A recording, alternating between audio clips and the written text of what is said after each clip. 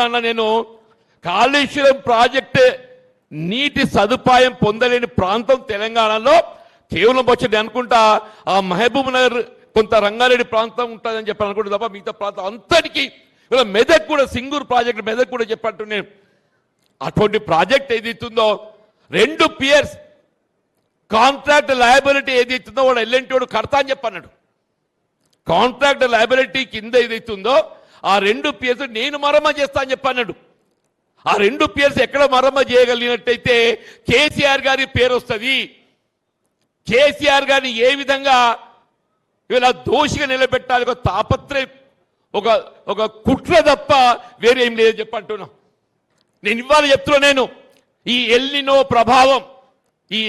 ప్రభావం కరువు అనేది వీళ్ళ నెత్తి మీద తాండవిస్తుంది. కరువు నెత్తి మీద తాండవిస్తుందని చెప్పంటున్నాను. రేవంత్ రెడ్డి కుట్ర ఫలితం ఏదైతుందో యావత్ తెలంగాణ రాష్ట్రం ఇలా కరువులతో తల్లడిల్లబోతుందని చెప్పంటున్నాను. ఈ కరువు ఏది ప్రకృతి ప్రసాదించే కరువు కాదు, ఇది ప్రభుత్వ వైఫల్యం రేవంత్ రెడ్డి కుట్ర ఫలితంగా ఏదైతుందో మన కరువు చూడబోతున్నాం. దీనికి రేవంత్ రెడ్డి బాధ్యత వహించాలని చెప్పని ఈ సందర్భంగా నేను పేర్కొంటున్నాను చెప్పంటున్నాను.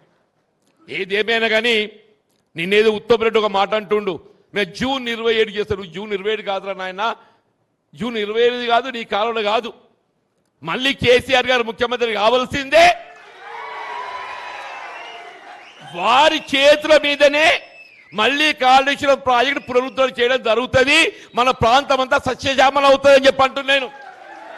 మన ప్రాంతం అంతా సస్యశ్యామలం కావాలనంటే కాళేశ్వరం ప్రాజెక్టు పునరుద్ధరింప చేయబడాలేనంటే బీఆర్ఎస్ పార్టీ అధికారానికి రావటం, కేసీఆర్ గారు ముఖ్యమంత్రి కావటం ఇది ఆవశ్యకత. తెలంగాణ ప్రజల యొక్క మన అభిప్రాయం చెప్పండి, మనం చూస్తామని చెప్పంటాను. వీళ్ళ సాగునీటి ప్రాజెక్టులే కాదే, పండించిన పంటలు గిట్టుబాటు ధర, ప్రొక్యూర్మెంట్. వీళ్ళ ఎమ్మెల్యే రైతులు సంతోషం నాయన. సరే అప్పుడు ఏదైతుందో ఆశల పల్లెకలు ఊరేగించి బీఆర్ఎస్ ఎంత ఇచ్చిందో అంతకంటే రెట్టింపిస్తా, బీఆర్ఎస్ పార్టీ 10,000 ఇస్తే 15,000 ఇస్తా, కళ్యాణ్ లక్ష్మి లక్ష ఇస్తే నేను తులం బంగారం అదనంగిస్తా, పెన్షన్ 2,000 ఇస్తే నేను 4,000 ఇస్తా. వీళ్ళ అలవి కానీ వాగ్దానాలు చేసి అధికారానికి వచ్చిండే సంతోషం. వచ్చినాక ఏం చేసిండే? వీళ్ళ 30 మాసాలు గడుతుంది. నేను అడుగుతున్న మీ స్థానిక శాసనసభ్యుడు ఏదైతుందో ఆయనకైనా రైతు బిడ్డ అని చెప్పుకుంటాడు కదా, నేను అడుగుతున్నా. వేములవాడ నియోజకవర్గమే కాదు, యావత్ తెలంగాణ రాష్ట్రంలో ఎక్కడైనా అదనపు తూకం లేకుంటే ధాన్యం సేకరణ చేసిన ఉదంతం ఉండి చెప్పండి. 40 కిలోలకు 3 కిలోలు అదనంగా 17 మాయిశ్చర్ తూకవలసిన ధాన్యం ఏదైతుందో 9-10, 17 మాయిశ్చర్ తూకవలసిన ధాన్యం ఏదైతుందో 9-10, అదనపు తూకంతో 5 కిలోలు పోతే మాయిశ్చర్ 17, 9, 10 వచ్చారు. ఇదొక 5 కిలోలు పోతుందా? మొత్తం రైతు ప్రతి క్వింటల్ మీద 10 కిలోలు దగా చేయబడ్డాడు. ప్రతి రైతు అని చెప్పంటు నేను 10 కిలోలు అంటే కిలోకి 24 రూపాయలు. కిలోకి 24, 10 కిలోలకి ఎంత అవుతుందమ్మా? 240 రూపాయలు అయితే 240 రూపాయలు అని చెప్పంటు. 240 ఇంటూ ఎకరా 30 క్వింటల్ లెక్క పెట్టుకుంటే 30 ఇంటూ 240 6,000 పైచిలకు ప్రతి రైతు ప్రతి ఎకరా ఇవాళ దగా చేయబడ్డా. నిజమాబద్దమన్నా? నువ్వేదైతుందో రైతు భరోసా ఎగ్గొట్టి 6,000 ముంచిరు, రైతు భరోసా ఎగ్గొట్టి 6,000 ముంచిండు. ఉల్టా ఏదైతుందో ఇడు 6,000 దోస్తున్నాడు, ఉల్టా ఇటు 6,000 దోస్తున్నాడు. నేనేమంటున్నది, నేను మొన్న మా మంత్రి అడ్డు లక్ష్మణ్ గారు మాట్లాడినన్నా, నేను నిజంగానే ధాన్యం సేకరణలో ఇవాళ దగా చేయబడ్డట్టయితే అధిక తూకం వేస్తే నేను మంత్రి పదవి రాజీనామా చేస్తాను. నేను ఒకటి చెప్పాను, ఈ మంత్రి పదవి రాజీనామా అక్కర్లేదు, మీరు ఎంతున్నా ఇంకో 2 ఏళ్ళు ఉంటారు. ఆ 2 ఏళ్ళు ఓపిక పట్టేటువంటి మాకున్నది. ఆ 2 ఏళ్ళు మేము ఓపిక పడతాం. 2 ఏళ్ళు ప్రజాక్షేత్రంలో ప్రజాపక్ష పోరాటం చేస్తాం. కానీ నేను చెప్తున్నా, మీకు అందరికీ తెలియదు కాదు, వీళ్ళ ధాన్యం సేకరణ తర్వాత ధాన్యం ఎక్కడ పోతుంది? రైస్ మిల్ ధర్మకాంటకు పోతుంది. ధర్మకాంట అంటే automatic weighing machine, automatic weighing machine ధర్మకాంటకు పోయిన తర్వాత అక్కడ తూకం వేస్తారు. ఆ తూకానికి అనుగుణంగా మనకు చెల్లింపు చేయాలి కదా.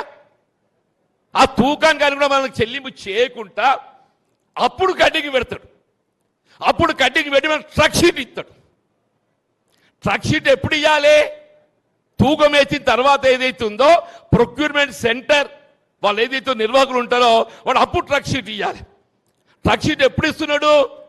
వీళ్ళు తూకం వేసే తదుపరి రైస్ మిల్లర్ కట్ చేసినాక అప్పుడు ట్రక్ షీట్ ఇచ్చి ఆ ట్రక్ షీట్కి అనుగుణంగా మనం పేమెంట్ ఇస్తున్నాడు. నేను నిజంగానే ఇవాళ మీకు ధాన్యం సేకరణ దోపిడీ జరగలేదని ఒక భావన మీరు వ్యక్తం చేయదలుచుకుంటే ధర్మకాంటకు అనుగుణంగా ఎంతైతే వేమెంట్ వచ్చిందో ఆ వేమెంట్ ట్రక్ షీట్కు ధర్మకాండ మధ్యలో వ్యత్యాసం ఏదైతుందో రైతుకు చెల్లింపు చేయండి, మేము అప్పుడు ఒప్పుకుంటామని చెప్పండి. ధర్మకాండకు ట్రక్ షీట్కు ఇది టెక్నికల్గా ఏదైతుందో ఇది ఎవడి మనకి ఆధారితంగా రుజువు చేయొచ్చు అన్నా చెప్పంటున్నాను. ఈ ధర్మకాండ తూకం recorded, technical weighing machine, truck sheet recorded. Truck sheet ఏదైతుందో దాన్ని ఓవర్ వెయిట్ 43 కట్ చేసి తర్వాత ఇస్తాడు. ధర్మకాండ ప్రకారం ఇస్తే రైతుకు న్యాయం చేసిన అవుతామని చెప్పంట. ఇంత దగ, ఇంత మోసం అనే ఇలా మొక్కజొన్న ఆనాడు ఏదైతుందో ఎంత నువ్వు పండిస్తే అంత నీకు మొక్కజొన్న సేకరించింది మార్కెట్. మా బాపురెడ్డి మార్కెట్ చైర్మన్ ఉండేనే. ఇవాళ 40 క్వింటలు వండిస్తే 25 క్వింటలు నేను తీసుకుంటా, 15 క్వింటలు బజార్లో అమ్ముకో. నిజమాబద్ధమే. 25 క్వింటలు కొంటాడట, 15 క్వింటలు బజార్లో అమ్ముకోవాలి. బజార్లో అమ్ముకోవాలంటే ఇదే 2400ది 1800 1900 పోతుంది. రైతు దగా చేయబడతాడే. అసలు ప్రభుత్వం అనేది వ్యవసాయకంగా నీకు ఏమైనా ఆలోచన ఉన్నదా? ఇప్పుడు ఏమిరా అంటే నువ్వు దొడ్డర్లు పెట్టద్దు, సన్నబడ్లు పెట్టాలి. పెడతా సన్నబడ్లు, మరి వచ్చే లాస్ ఎవడు కట్టిస్తాడా? దొడ్డర్లు ఏదైతే 30 క్వింటలు వస్తాయి, సన్నబడ్లు ఏదైతే 20 క్వింటలు మించి రావు. పెస్ట్ స్కోప్ ఉన్నది దానికని చెప్పి అంటున్నాను. మళ్ళీ ఒక స్పష్టమైన విధానం ఉండాలి కదా. లేకుంటే పప్పు దినుసులు పెట్టద్దు, పప్పు దినుసులు పెట్టాలి, దాన్ని ఎవడు కొనాలి, దాన్ని ఎంత వస్తుంది? నేనేమంటున్నా, నువ్వు సన్న రకానికి ఏదైతే 500 బోనస్ ఇస్తా అని చెప్పి అంటున్నావో 20 క్వింటల్లకైనా 20 × 500 10,000 రూపాయలు అయితే నేను పప్పు దినుసులు పెడతా, నాకు ప్రతి ఎకరానికి 10,000 బోనస్ ఇయ్యి. ఎట్లుంటుంది? ఇప్పుడు వాళ్ళే అంటున్నారు కదా సన్న రకానికి 500 బోనస్ ఇస్తా అని చెప్పని. 500 × 20 క్వింటల్ ఎంత అవుతుందన్నా 10,000 అవుతుంది. నేను పప్పు దినుసులు నూనె గింజలు పెడతా, నాకు ఎకరానికి 10,000 బోనస్ ఇయ్యు, నాకు గిట్టుబాటు అవుతుంది. ఆ ఆలోచనే లేదా? అంటే ఎక్కడికొచ్చి రైతులు ఏ విధంగా దగా చేయాలి తప్ప ఇంకో ఆలోచన లేదని చెప్పి ఒక రైతే కాదే, నువ్వు ఏ వర్గమన తీసుకోవా. ఇది ప్రజాపాలన పేరట ఇది ప్రజా వంచల పాలన కొనసాగుతుంది. ప్రజా వంచల పాలన చెప్పంటుండే.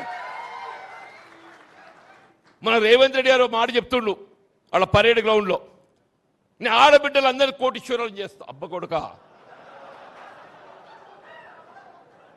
కోటీశ్వరులు వద్దురా, లక్షాధికారులను చేయి. కోటీశ్వరులు వద్దు, మా ఆడబిడ్డలు చెల్లెలను ఏదైతుందో లక్షాధికారులు చేయవా? చేస్తుండవా? మనకేం చెప్పిండు? 2,500 రూపాయలు ఇస్తాడు. ప్రతి ఆడబిడ్డకు 2,500 ఇస్తా అని చెప్పలేదవ్వా? 2,500 అంటే 12 మాసాలకి ఎంత అవుతుంది? 30,000 అవుతుంది. 5 సంవత్సరాలకి ఎంత అవుతుంది? 5 × 30,000 1,50,000 రూపాయలు అవుతుంది. మా కోటి వద్దు, నువ్వు చెప్పిన 2,500 లెక్క చొప్పులు ఏదైతుందో 5 ఏళ్లకు 1,50,000 లీడ్ అని ఆయన అంటున్నాను. ఇంతకంటే ఏం చెప్పాలి? ఇంతకంటే ఏం చెప్పాలి అంటున్నాను. 4,000 అంటాడు. కేసీఆర్ గారు ఏదైతున్నదో ఉమ్మడి రాష్ట్రంలో 200 రూపాయల పెన్షన్ను 2,000 చేసిండు. కేసీఆర్ గారు ఉమ్మడి రాష్ట్రంలో 200 రూపాయల పెన్షన్ను 2,000 చేసిండు. నువ్వు 2,000 4,000 చేస్తా అంటున్నావు. ఆ 4,000 కాదురా, అసలు 2,000 అర్హత గల వారికి అందరికీ ఇయ్యు.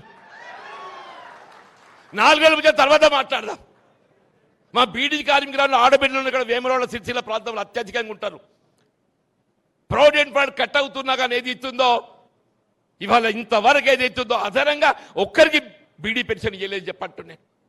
మా వృద్ధులు ఇవాళ ఏదైతే ఒంటరి మహిళలు, వీళ్ళ వికలాంగులు, నువ్వు 4,000 పక్కన పడాయి. ఆ 2020 మన 2 జూన్ ఏదైతుందో తెలంగాణ అవతల దినోత్సవం అందరూ సంబరం.